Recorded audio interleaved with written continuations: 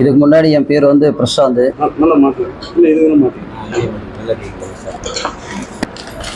இஸ்லாத்துக்கு வர்றதுக்கு முன்னாடி என் பேர் வந்து பிரசாந்த். நான் சொல்லப்போனால் பெரியாரிஸ்ட், அம்பேத்கரிஸ்ட். நான் சாதி ஒழிப்பு தமிழர் விடுதலைன்னு சொல்லி அந்த முழக்கத்தோடு தான் நாங்கள் இருந்தோம். பல இன்னல்களில் நாங்கள் போராட்டங்களும் அது இருந்தாலும் சுற்றிட்டு இருந்தோம். அதுதான் பேசிக், அதுவும் அப்படி தான் இருந்தோம். இந்த சமூகத்தை இந்த மாதிரி ஒடுக்குறாங்கன்னு சொல்லி அந்த தேடலில் தான் நாங்கள் இருந்தோம். அதுக்கப்புறம் பின்னடைவில் இதுக்கான என்ன சொல்யூஷன் சொல்லி தேட ஆரம்பித்தோம். அதுக்கப்புறம் போகும்போது கிறிஸ்டின் ஃபஸ்ட் நாங்கள் போனோம். அங்கே போய் என்ன இருக்குப்போ அங்கே பெந்த கோஸ்தே அந்த அது வைக்கணும், பூ வச்சவங்க அங்கே வரக்கூடாது, இந்த வரக்கூடாது. கிறிஸ்டினுக்கு கிட்டத்தட்ட இந்து மதம் பேசிக் அதே மாதிரி தான் செய்யணும். சரி, அதை நாங்கள் விட்டுட்டு மறுபடியும் போராட்டத்தை தொடர்ந்துட்டு இருந்தோம். அதுக்கப்புறம் பார்த்தீங்கன்னா மேட்டுப்பாளத்தில் தீண்டாமை சேரோடும் இதுலேருந்து வந்து எத்தனை நிமிஷம் 17 பேர் வந்தாங்க. அதுக்கப்புறம் பேஸ் பண்ணி அதுக்கான போராட்டங்கள் எடுத்து நாங்கள் தொடர்ந்து பண்ணிட்டு இருந்தோம். அதுக்கப்புறம் பார்க்கும்போது அங்கே வந்து இறந்தது போகாமல் தலித்துங்கிறனால யாருமே வந்து இது பண்ண விட்டாங்க. ஆனால் அங்கே வந்து இஸ்லாமிய சகோதரர்கள் வந்தாங்க, அவங்க எல்லாத்தையும் தொட்டாங்க, அவங்க வந்து தொட்டு எடுத்தாங்க, அடக்கத்தை எல்லாமே பண்ணாங்க.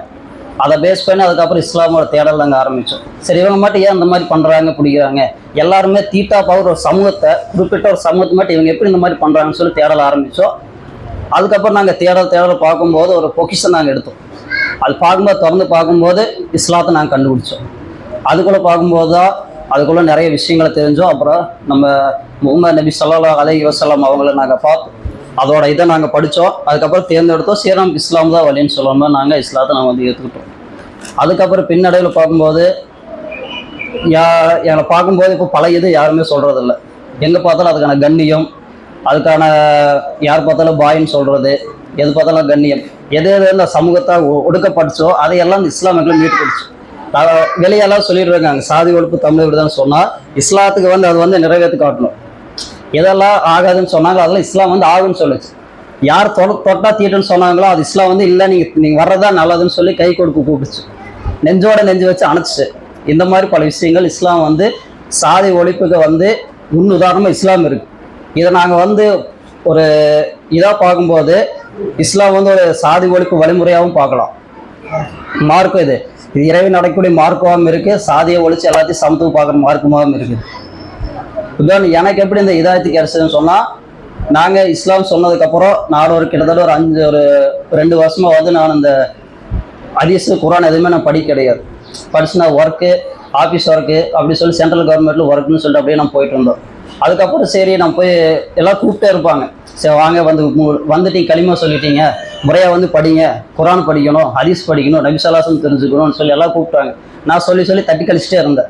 சரி நான் வரேன் சொல்லிட்டு நம்ம எப்பவும் போல் யூஸ்வலாக நம்ம ஒர்க்கு அப்படியே போயிட்டு இருந்துச்சு.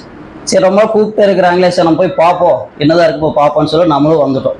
படிக்கிறதுக்கு 40 நாள் வந்தாச்சு, மதரசாவும் சேர்ந்தாச்சு. நம்ம குர்ஆன் இதெல்லாம் படிச்சுட்டே இருக்கிறோம். அங்கே இந்த மாதிரி எல்லாம் அல்லாஹ் யாரு ரசூலுல்லாஹ்னு சொல்லிட்டு இருப்பாங்க. நம்ம கேட்போம். கேட்கும்போது நம்ம நப்சு தான் எப்பவுமே கட்டுப்படங்காதுல்ல. ஒரு 100% நம்ம ஒரு 10% தான் நம்புவோம். அப்போவே கேள்வி ஹஜ்ரத்துக்கு நிறைய கேள்வி கேட்பேன். ஹஜ்ரத்தையே அவரும் சலிக்காமல் சொல்லிட்டு இருப்பார், எல்லாத்துக்கும் பதில் சொல்லிட்டு இருப்பார். நான் அதை எப்படி ஹஜ்ரத், இதை எப்படி ஹஜ்ரத், நான் திரும்ப கேட்டே இருப்போம். அவரும் சலிக்காமல் பதில் சொல்லிகிட்டே இருப்பார். அப்புறம் அப்படியே அதில் ஒரு 30-40 நாள் போச்சு. அதுக்கப்புறம் ஜமாத்துக்கு நாங்கள் கூப்பிட்டு போனாங்க. அங்கே போகும்போது இதே அங்கே போய் அல்லா ரசூல் ஆகரத்துக்கு மறுமை இந்த மாதிரி இருக்குன்னு சொல்லி இதை சொல்லிட்டு இருப்பாங்க. நானும் சரின்னு சொல்லிட்டு, ஆனால் அதை வந்து மனப்பூர்வமாக அப்போ தான் நான் ஏற்றுக்கல. அப்புறம் 10% 20% நம்ம ஏற்ற அப்படியே விட்டாச்சு. அதுக்கப்புறம் எல்லாம் ஜமாத்தில் ஒரு லாஸ்ட் நாள், அதான் ஃபர்ஸ்ட் நாள் 3 நாள் ஜமாத்து போகிறேன். அவங்க போயிட்டு லாஸ்ட் நாள் எல்லாம் சாப்பிட்டெல்லாம் மதியம் நாங்கள் படுத்துட்டோம். படுத்ததுக்கப்புறம் எனக்கு ஒரு கனவுன்னு வந்துச்சு. அந்த கனவுல என்னன்னு பார்த்தா, அந்த கனவு நான் மவுத்து. அந்த கனவு நான் மவுத்தாச்சு, எனக்கு கொண்டு போயாச்சு, அடக்குமெல்லாம் பண்ணியாச்சு. எல்லோரும் அழுதுட்டு எல்லாரும் போயிட்டு அப்புறம் ஒரு அரை மணி நேரம் பேசிக்கெல்லாம் இருக்கும். அதுக்கப்புறம் பார்த்தா யாரோ ஒருத்தர் வர்றாங்க, கீழே இறங்கி வந்தோடனே இறைவன் பெயரால் எந்திரின்னு சொன்னோன்னா டக்குன்னா மேலே எந்திரிக்க மண்ணை தட்டுது. அப்படியே மேலே எந்திரிக்குமா டக்குன்னு முடிச்சு பார்க்குற பள்ளிவாசல். அப்போ தான் அதில் எனக்கு உண்மையாக இதாகி தப்பு தான் கிடச்சி. மறுமைனா என்ன, அல்லாஹ்னா யாருன்னு சொல்லி அப்போ உண்மையாக நான் படிக்க ஆரம்பித்தேன். அதுக்கப்புறம் குர்ஆன்களை படிக்க ஆரம்பித்தேன். குர்ஆன் அப்புறம் தமிழ் தர்ஜுமா படிக்கும்போது அதுக்கு ஒவ்வொரு வசனங்களும் எல்லாம் நல்லா எனக்கு அதை விளக்கத்தை கொடுக்க ஆரம்பிச்சு. அதுக்கப்புறம் விடக்கூடாதுன்னு சொல்லி அதுக்கப்புறம் மறுபடியும் குர்ஆனை மாட்டி இதில் அரபியில் படிக்க ஆரம்பித்தேன். அப்புறம் இப்போ குர்ஆனை வழக்கமாக அப்படியே ஓதிட்டு இருக்கிறேன். அப்புறம் இப்போது எங்கே பார்த்தாலும் எங்கே போனாலும் நம்ம பாய்ங்கிற ஒரே ஒரு சொல்லுதான். நம்மளை யாராவது நம்ம இதாக பார்த்தாங்களோ அவங்க மத்தியில் போகிற கண்ணிய முறை வேறு. இதுக்கு முன்னாடி இஸ்லாத்துக்கு முன்னாடி இருந்த கண்ணியம் வேறு, இஸ்லாத்துக்கு வந்ததுக்கப்புறம் அல்லாஹ் நம்ம உயர்த்தி வச்ச கண்ணியம் வேறு.